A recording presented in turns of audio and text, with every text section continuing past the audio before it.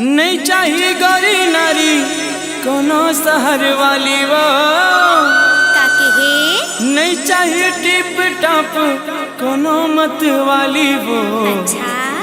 कारी सब रेंगी मैं मुहागे ना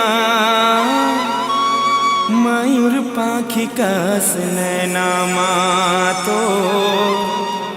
मयूर पाखी कस नैना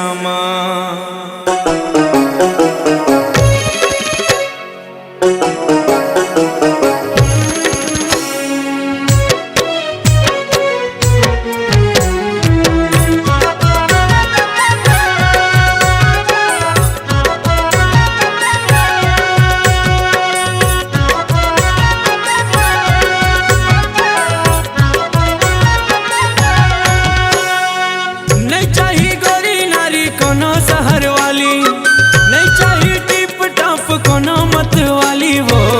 कारी सब रेंगी मैं मुहागे होना मयूर पाखी कस नैना तो मयूर पाखी कस नैना नहीं चाहिए गौरी नारी कोनो शहर वाली वो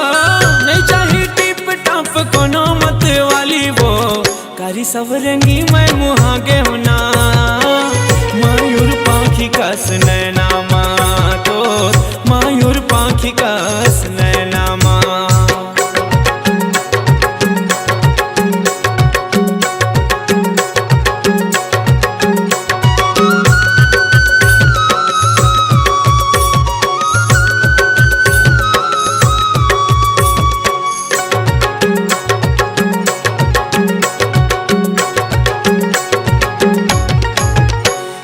झिलमिल नैना ला देखी के गोरी वो मन मोर नसामा मतागे तोर रुन झुन पैर के धुन ला सुन के वो मन मोर नाचो नाचो लागे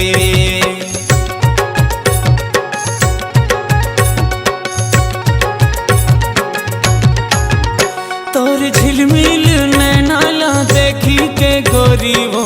मन मोर नसामा मतागे तोर रुन झुन पैर के धुन ला सुन के वो मन मोर नाचो नाचो लागे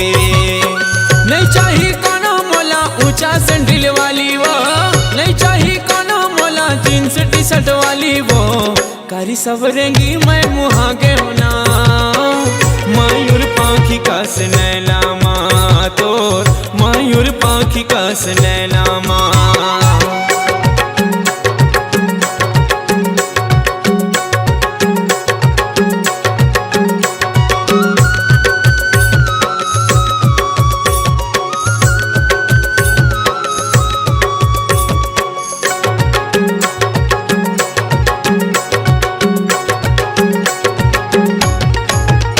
तोर लिचली चिपकनिया डोले जैसे झुलना वो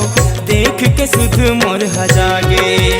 तोर गुरतुर बोली हा पान का से बेधा थे अंतस मोरे हखागे